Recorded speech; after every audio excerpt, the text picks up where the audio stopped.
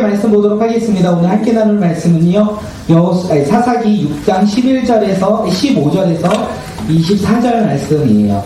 사사기 6장 15절에서 24절.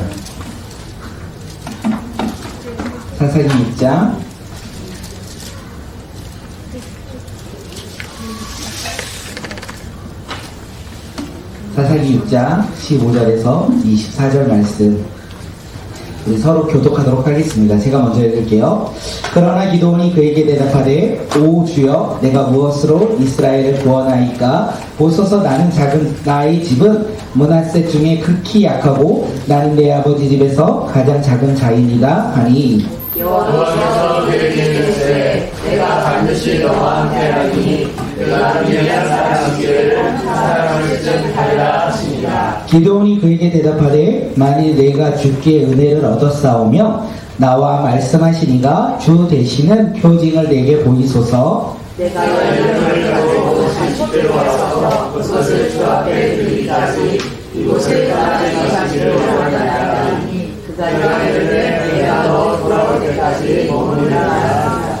기드온이 가서 염소 새끼 하나를 준비하고 가루 한 에바로 무교병을 만들고 고기를 소쿠리에 담고 국을 양푼에 담아 상수리 나무 아래 그에게로 가져다 드리매, 하나님의 사자가 그에게 이르되 고기와 무교병을 가져다가 이 다리 위에 놓고 국을 두고라 하니 기드온이 그대로 하더라. 여호와의 사자가 손에 잡은 지팡이 끝을 내밀어 고기와 무교병에 대니 불이 바위에서 나와 고기와 무교병을 살랐고 여호와의 사자는 떠나서 보이지 아니한지라.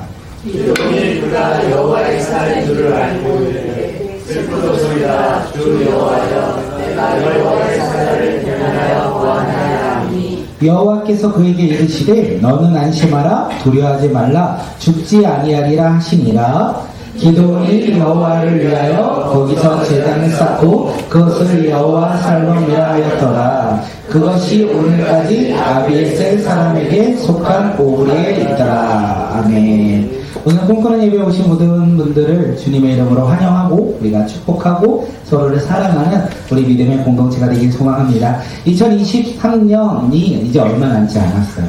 하나님의 은혜를 누리셨습니까? 올 한 해 하나님의 은혜를 누림으로 우리의 예배가 회복되고 삶이 회복되고 또한 하나님의 말씀이 우리 삶 가운데 회복되어지셨습니까? 우리가 그것을 기대하며 소망하며 이 남은 11월, 12월, 10월 말 우리가 하나님을 의지하며 하나님의 은혜 가운데 살아가는 믿음의 자녀들이 되길 간절히 소망합니다. 하나님께서 오늘 우리에게 주신 말씀의 제목은요, 여호와 살롬이에요. 함께 제목 읽도록 하겠습니다. 시작. 여호와 살롬. 우리가 기억을 좀 되짚어야 될 것 같아요. 이 본문은 사사기 6장의 흐름을 우리가 다시 한번 돌이켜야 오늘 본문이 우리에게 은혜가 주어지지 않을까 생각되어집니다. 우리 1절을 바라보면 이스라엘 백성들이 하나님의 주신 평안을 살아갈 때 그들은 하나님의 말씀을 바라보며 하나님을 신뢰하며 살아갔던 것이 아니라 세상을 바라보며 살아갔어요. 하나님의 구원으로 그들이 평안을 누리며 살아갈 때 6장 1절에서 그들은 어떻게 해요? 죄악을 행하였다, 죄를 범하였다, 이렇게 성경은 이야기해요. 다시 말해서 그들은 자신들이 원하는 삶, 기대하는 삶, 세상 가운데 소망을 두며 살아갔다, 이것을 우리에게 이야기해요. 그러므로 결국 여호와 목전에서 또다시 악을 행하였더라. 악을 행하였어요. 사사기에서 악을 행하면 그 다음에 뭐죠? 사이클이 악을 행하면 압제를 당한다라는 거예요. 하나님께서 진노하셔서 이스라엘 백성들을요 7년 동안 미디안 손에 넘기셨다. 하나님의 손, 그들을 지켜주신 그 손이 사라지고 미디안의 손이 그들에게 임함으로 말미암아 그들이 7년 동안 압제를 당하였다. 이렇게 성경은 우리에게 이야기를 하고 있습니다. 그들이요 그렇게 살아갈 때 하나님의 평안의 손이 사라질 때 하나님의 능력이 손이 사라질 때 그들이 죄로 말미암아 이 세상 가운데 세 가지가 사라졌다고 했어요. 수고하여도 소득이 없고 약속의 대양을 빼앗기며 궁핍함이 심한 삶을 그들이 살았다. 이렇게 이야기해요. 그들은 7년 동안 이렇게 살아가는 그 삶 속에서 깨달았어요. 무엇을 깨달았습니까? 그들이 범한 죄. 그 죄를 깨달았다는 거예요. 그들은 그 7년 동안 죄를 깨닫고 이제 하나님께 다시 돌아가죠. 부르짖어요. 여호와 하나님께 부르짖었더라. 그것이 뭐라고 했죠? 터닝 포인트. 그들의 삶의 터닝 포인트, 신앙의 터닝 포인트가 부르짖음으로부터 시작되었다. 그리고 하나님께서 그들 가운데 행하시죠. 무엇을 행하십니까? 그들의 삶을 변화시키기 시작한다는 거예요. 회복과 치유가 일어나기 시작한다는 거예요. 하나님을 신뢰하고 믿음으로 말미암아 그들이 하나님께 부르짖을 때 하나님께서 그들 가운데 회복과 치유를 허락하셨다. 성경은 이야기해요. 그렇게 이야기하면서 하나님께서 한 사람을 택하시죠. 이제 이스라엘 백성들을 구원할 그 사사를 택하신다는 거예요. 누구를 택하셨을까요? 기드온을 택하셨다. 기드온을 택하시면서 그를 뭐라고 부르시냐면 큰 용사라 이렇게 부르셨어요. 그러면서 큰 용사라 부르면서 내가 너와 함께 하겠으니 너가 어떻게 해요? 나아가 이스라엘을 구원하라 이렇게 말해요. 기드온의 힘과 능력으로 이스라엘을 구원하는 것이 아니라 하나님께서 택한 기드온을 통하여 하나님이 함께 하심으로 말미암아 하나님과 힘과 능력이 기드온에게 임하여 그가 사사로서 이제 이스라엘을 구원할 구원자로서 그가 세움받았다라고 이야기해요. 큰 용사라. 하나님이 이렇게 기드온을 부르셨어요. 그의 기드온이 어떻게 반응했을까요? 우리는 어떻게 반응하셨을 것 같습니까?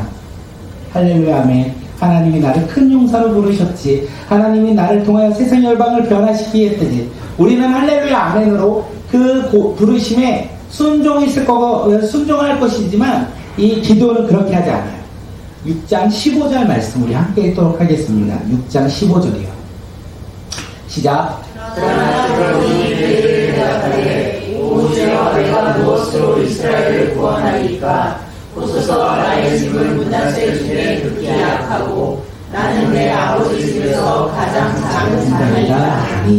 하나님이여 기드온을 사사로 택하시고 부르셨어요. 그리고 그를 뭐라고 부르십니까? 큰 용사라 이렇게 부르시면서 내가 너를 보낸다. 이스라엘 구원자로서 내가 너를 택하였고 너를 보낸다. 이렇게 말씀하셨어요.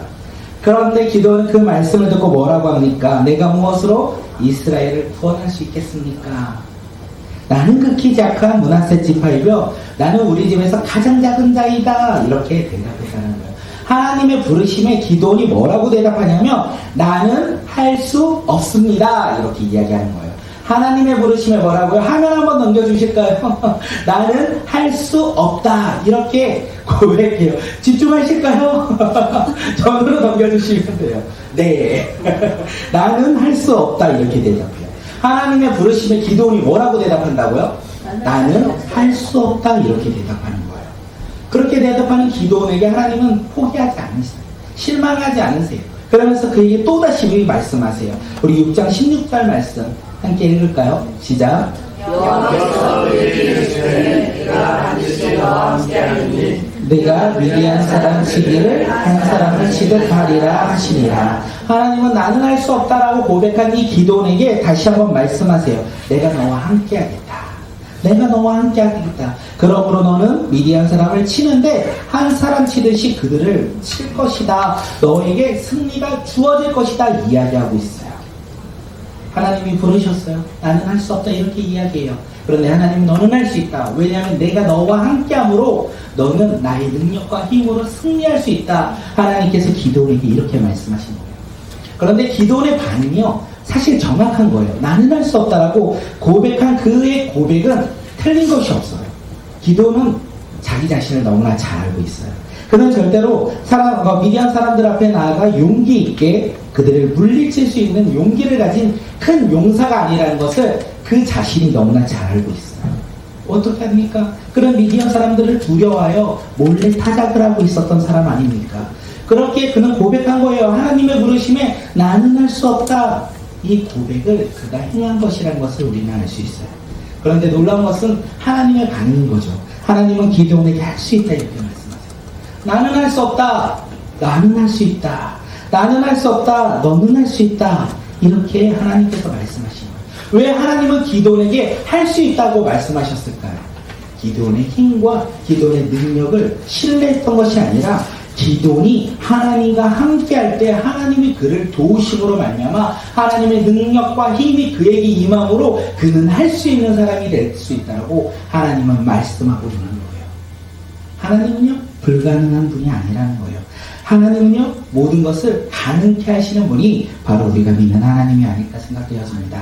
그 하나님을 신뢰하십시오. 그 하나님을 믿으십시오. 그런데 우리는 무엇을 바라보며 살아갑니까? 눈에 보이는 것을 쫓아 살아갈 때가 참 많이 있어요.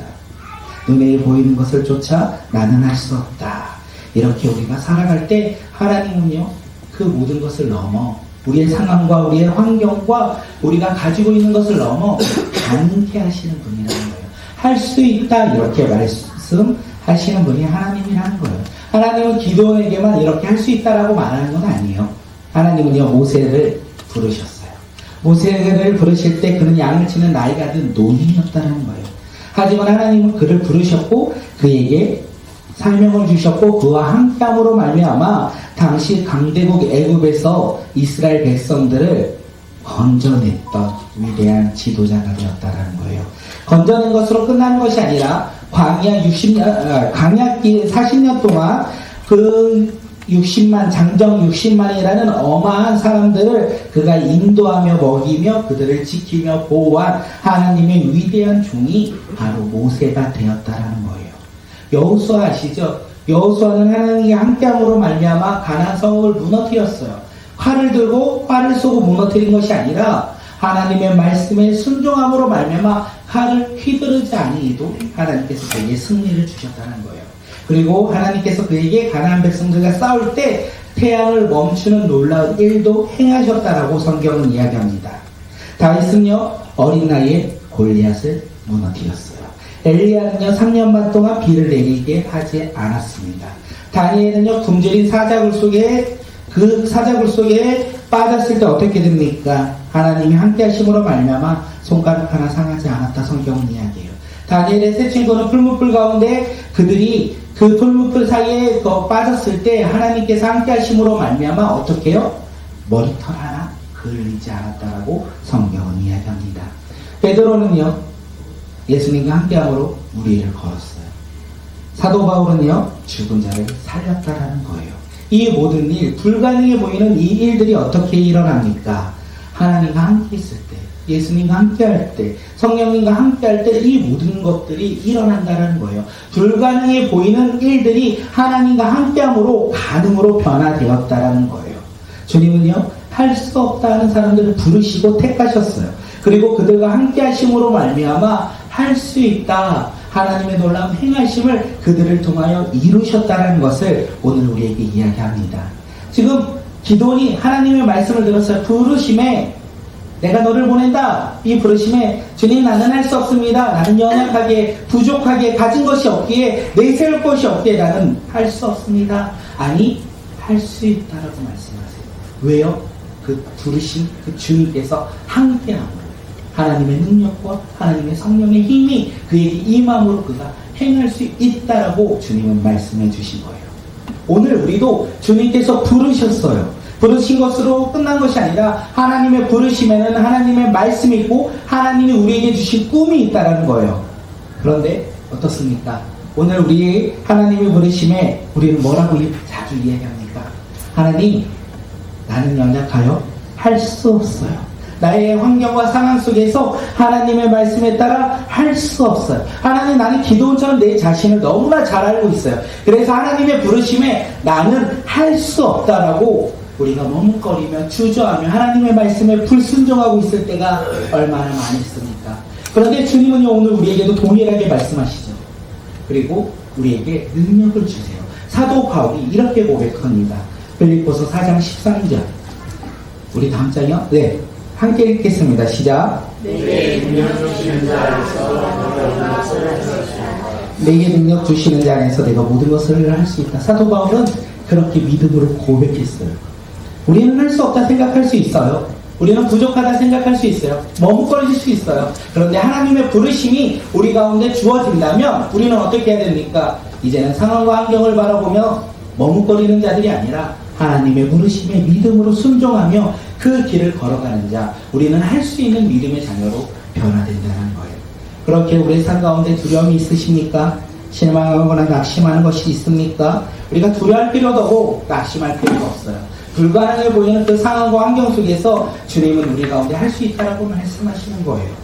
그렇게 오늘을 살아갈 때 주님과 함께 동행하며 주님이 주신 꿈을 바라보며 우리가 할 수 있다라고 고백하며 살아가는 믿음의 자녀들이 되길 소망하고 우리를 통하여 일하시는 그 하나님을 날마다 경험하는 자들이 되길 바라겠습니다. 이 시간 옆 사람을 바라보며 이렇게 인사합니다. 당신은 주님과 함께 모든 것을 할 수 있습니다. 당신은 모든 것을 할 수 있습니다가 아니라 당신은 주님과 함께 모든 것을 할 수 있습니다. 우리가 그것을 신뢰하며 믿으며 살아가는 주님의 자녀들이 되길 소망합니다. 할 수 없다고 말했던 이 기도원에게 믿음의 반응이 일어나기 시작해요. 그 반응이 뭐냐면 6장 17절 말씀, 우리 6장 17절에 함께 읽겠습니다. 시작.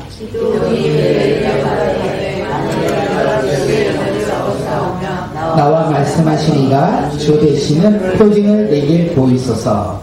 기도는 자기에게 지금 말씀하시는 분이 하나님인지 알고 싶었어요. 확신할 수 없었기에 그는 알고 싶었어요.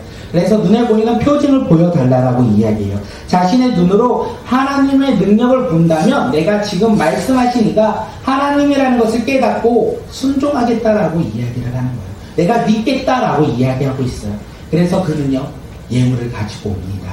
내가 예물을 가지고 오고자 해요. 그리고 여호와의 사자에게 말을 하죠. 떠나지 말고 여기에서 예물을 받아주시고 나에게 표징을 보여주시옵소서, 이렇게 이야기를 해요.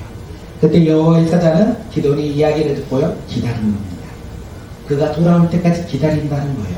우리가 여기에서 한 가지 볼 것은요, 기도원은 하나님의 부르심에 말씀을 들었지만 그는 여전히 확신할 수 없었고 믿을 수 없었어요. 그래서 무엇을 보여달라고 합니까? 표징을 보여달라, 눈에 보이는 것을 보여달라, 이렇게 이야기해요. 우리가 하나님의 말씀을 듣고 꿈을 받았어요. 하나님께서 우리를 통하여 열방과 민족을 변화시킨대요. 놀랍게 주님께서 행하신대요. 그런데 우리는 어떻게 해요? 나의 상황과 환경을 보니까 이루어질 것 같지 않아요. 그래서 하나님, 눈에 보이는 것 좀 나에게 알려주세요. 내가 눈에 보이면 내가 확신을 가지고 믿겠습니다 할 때가 얼마나 많이 있겠습니까? 그래도 된다는 거예요. 여호와의 사자는 기다렸다는 거예요. 그것을 보여주고자, 그 기도원을 변화시키고자 기다린 자라는 거예요. 어떻게 해요? 책망하지 아니하고, 기도원의 연약한 모습을 판단하지 아니하고 정죄하지 아니하고 그에게 표징을 보여줄 때까지 기다린다는 거예요. 우리가 하나님의 말씀을 듣고 우리가 기뻐하는 자들이 되길 소망합니다. 하나님이 주신 꿈을 바라보며 살아가는 자들이 되길 소망합니다. 그런데 우리는 연약해요. 우리는 부족해요. 그리고 우리는 자주 넘어져요. 그래서 우리는 주님 앞에 보여달라고 기도할 때가 많이 있어요. 하나님이 행하신다면, 하나님이 내 앞에 보여주신다면 내가 순종하며 따르겠나이다. 그 고백조차 믿음의 고백이라는 것을 우리가 확신을 가지고 주님 앞에 날마다 기도하며 주님의 뜻을 분별하며 살아가는 믿음의 자녀들이 되길 소망합니다.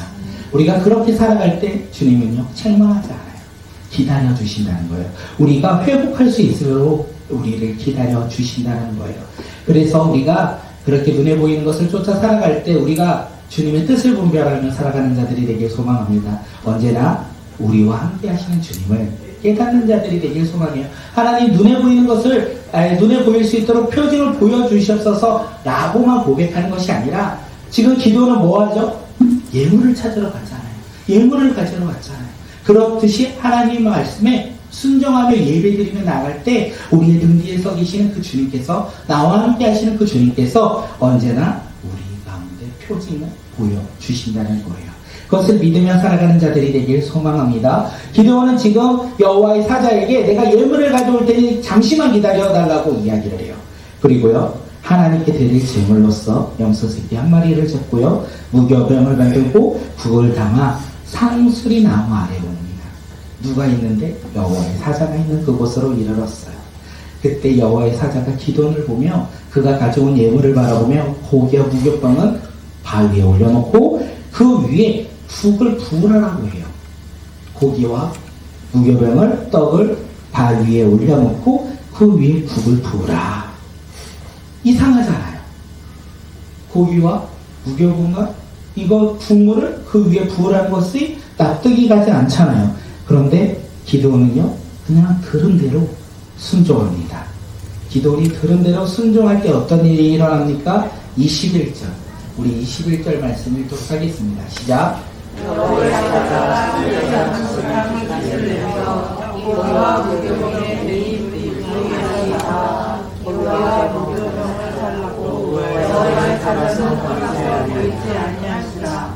여호와의 사자가 들고 있던 지팡이 끝을요 고기와 무교병이 될 때 바위에서 불이 나왔대요. 바위에서 불이 나와 국으로 국물로 젖은 이 고기와 무교병을 불살라 버렸다. 성경이 이렇게 이야기하고 있는 거예요. 우리의 생각으로 이게 가능합니까? 가능하지 않은 일이 지금 일어났다는 거예요. 자연의 법칙으로 일어날 수 없는 일이 지금 기도원 눈앞에서 일어났다는 거예요. 반석에서 돌에서 불이 나온다는 것은 우리의 생각과 상식으로는 절대로 일어날 수 없는 그 일이 오늘 기도원의 눈앞에서 일어났다는 거예요. 다시 말해서 이 일은 어떤 일입니까? 하나님이 기도원의 요청에 응답하신 거예요. 보여달라 했잖아요. 나에게 표징을 보여달라 했잖아요. 그가 생각하는 범위를 넘어 일하신 그 하나님께서 그에게 보여주셨다는 거예요. 사랑하는 성도 여러분, 할 수 없다고 말하던 기도원이 믿음으로 변화되어 하나님께 순종할 때 하나님께서 그에게 표징을 보여주셨어요. 하나님의 부르심에 나는 할 수 없다고 고백한 이 기도원이 믿음으로 변화되었다는 거예요. 우리는 어떻게 할 수 있습니까? 기도원이요, 예물을 가지러 갔을 때 그가 집에 있는 거 아무거나 가지고 온 거 아니에요. 기도원이 믿음으로 변화되었다는 것을 알 수 있는 것은 그가 하나님께서 그에게 표징을 보여주셔서 그가 여호와 하나님을 깨달을 수 있었던 것은 나는 할 수 없다 계속 그런 마음으로 가지고 있었던 것이 아니라 그의 마음에 믿음으로 변화가 일어났다는 거예요. 예물로 우리는 알 수 있습니다. 그는 집에 있는 예물을 가지고 온 것이 아니라 정성을 다하여 예물을 가지고 왔어요. 당시에 염소새끼 한 마리가 엄청 귀했을 거예요. 미디안 사람들의 압제로 말미암아 그들은 먹을 것을 숨기고 그들에게 걸리지 않도록 몰래 숨겨놓고 조금씩 먹고 살아가는 사람들이 바로 이스라엘 백성들이었어요. 그런데 지금 기드온이 가서 무엇을 갖고 옵니까? 염소새끼 한 마리와 가루한 네바로 만든 무교분과 국을 가지고 왔다라는 거예요. 작은 양이 아니라는 거예요. 그의 삶에 있어서 이 예물은 아주 큰 예물을 가지고 왔다라는 거예요. 다시 말해서 그는 정성을 다하여 하나님께 예배하고자, 하나님께 제사 드리고자, 하나님께 드리고자 준비했다는 거예요. 그가 그렇게 정성스럽게 하나님을 바라보기 시작했어요. 그 바라봄의 시작의 끝이 무엇인지 아십니까? 순종이에요.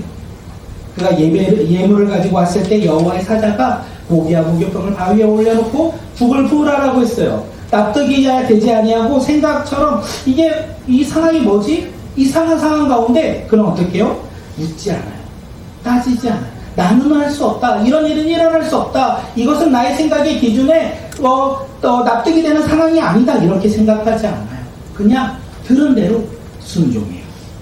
기도는요, 지금까지 하나님의 말씀에 들었어요.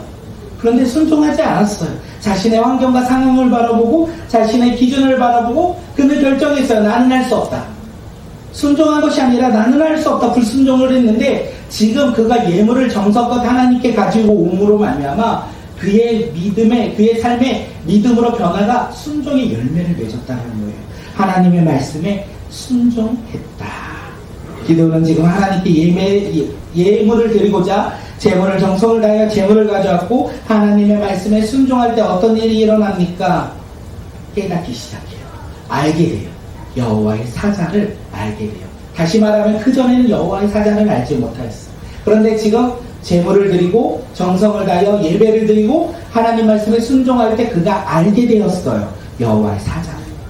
다시 말하면요, 여호와의 사자를 통하여 그동안 자신에게 말씀하신 하나님을요 믿게 되었다는 거예요. 알게 되었다는 것은 믿게 되었다는 것이고 알게 되었다는 것은 신뢰하게 되었다는 것을 우리에게 이야기합니다.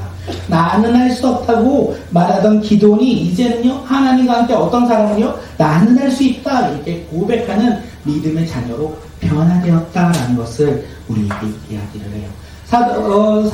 기도니 지금 변화된 거예요. 하나님의 말씀에 따라 하나님의 말씀을 듣고 믿음이 조금씩 변화되어 하나님 말씀에 순종함으로 말미암아 하나님을 알게, 하나님을 믿게 그가 변화되었다는 것을 이야기합니다. 이제 그는 나아가면 돼요. 이제 하나님의 말씀을 신뢰하며 내가 너를 보낸다, 너가 승리할 것이다 이렇게 말씀하셨던 그 하나님의 말씀을 믿고 신뢰하며 나아가면 돼요. 그런데 문제가 생겨요. 그가 여호와의 사자를 알게 되었을 때 문제가 무엇입니까? 여호와 하나님을 대면하면 어떻게 해요? 당신은 죽게 된다라고 율법에서 이야기를 해요. 그러면서 그가 이야기하죠. 내가 여호와의 사자를 대면함으로써 나는 이제 곧 죽겠다. 내가 하나님을 이제 알았는데, 내가 하나님을 이제 믿었는데, 내가 이제 곧 죽겠다라고 생각하며 그가 슬픔에 잠깁니다. 그가 슬픔에 잠겼어요. 이제 하나님을 믿고 신뢰함으로 말미암아 변화된 그 삶 속에서 내가 이제 곧 죽는구나 라는 생각을 가질 때 하나님께서 그에게 또다시 말씀하십니다. 두려움 가운데 있는, 죽음의 슬픔 가운데 있는 그에게 말씀하시죠. 사사기 6장 23절 6장 23절 말씀 우리 함께 말씀하겠습니다. 시작. 여호와께서 그에게 이르시되 너는 안심하라 두려워하지 말라 죽지 아니하리라 하시니라. 여호와가 그에게 말씀하시되 너는 안심하라 죽지 아니하리라. 슬픔에 두려움에 빠져 있던 이 기도원에게 안심하라, 샬롬, 평강이 너에게 있을 것이다. 더 이상 너는 죽음 앞에 슬퍼하지 않아도 된다. 이렇게 이야기하고 있는 거예요. 슬픔의 두려움이 이제 하나님의 말씀으로 회복되어 어떻게 해요? 생명을 소유한 자로 그가 변화되었다는 것을 이야기하고 있는 거예요. 슬픔의 두려움으로 말미암아 근심과 걱정 가운데 있던 그가 하나님의 말씀 샬롬 너희가 안심하라 너는 두려워하지 말라 이 말씀으로 말미암아 그의 삶이 생명을 얻게 되었고 그리고 기대와 소망으로 그가 변화되었다는 것을 우리에게 이야기하고 있어요. 그래서 기도는 하나님의 말씀을 듣고 기뻐하며 제단을 쌓는데 그 제단의 이름을 여호와 샬롬, 여호와 평강 이렇게 이야기합니다. 우리 반주 한 번만 쳐주시면 감사하겠습니다. 하나님이요 기도원을 부르시고 그에게 샬롬 평강을 말씀하셨어요. 그런데 생각해보면요 미디안 사람들을 두려워하며 살던 기도원은 두려워했습니다. 그런데 하나님께서 그에게 임하고 평강 샬롬을 말씀하십니다. 더 이상 그들을 두려워하지 않아도 된다고 이야기한 거예요. 여호와의 사자를 보고 죽음 앞에 두려워하고 있는 그에게 슬퍼하고 있는 그에게 하나님께서 샬롬 평강을 말씀하셨어요. 이제는 죽음이 아닌 생명을 얻을 것이다 이렇게 말씀하신 거예요. 미디안 사람들의 압제와 고통 가운데 있는 이스라엘 백성들을 이제 기도원을 통해 하나님께서 구원합니다. 이 미디안 사람들을 물리쳐 그리고 그들이 누릴 것이 무엇인지 아니까 샬롬 평강이 이스라엘 백성들이 누려야 할 삶의 모습이라는 것을 우리에게 이야기합니다. 하나님은 기도원을 부르시고 언제나 그와 함께 하셨습니다. 그러므로 말미암아 이스라엘 백성들은 이제 어떻게 됩니까?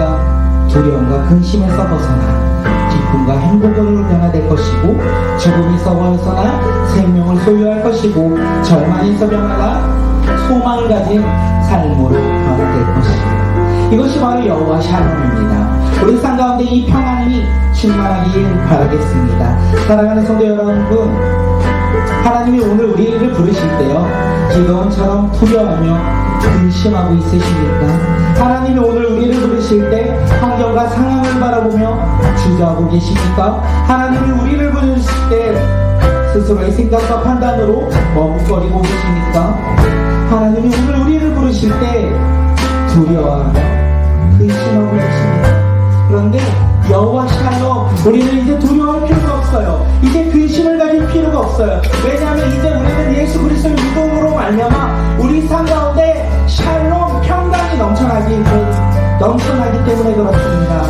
그렇게 오늘 하나님의 부르심에 믿음으로 순종하는 자들이 되길 소망합니다. 우리가 믿음으로 순종할 때 이제 우리는요 두려움 가운데 근심 가운데 벗어나 기쁨과 행복으로 변화될 것이에요. 오늘 우리 삶 가운데 하나님의 부르심에 믿음으로 순종하며 주님 앞에 나아갈 때요 죄에서 벗어나 의로움으로 변화될 것이에요. 죽음에서 벗어나 생명으로 변화될 것이고 좌절과 낙심에서 벗어나 이제 우리는 기대와 소망을 가진 자로 변화될 것이에요. 그것이 바로 여호와 샬롬이고 우리의 삶 가운데 충만히 넘쳐나야 할 모습이 아니겠습니까? 우리가 기대했으면 좋겠어요. 여호와의 부르심에 샬롬 평강이 임할 것입니다. 그렇게 그 부르심에 우리가 순종하며 따르는 믿음의 자녀들이 되길 소망합니다.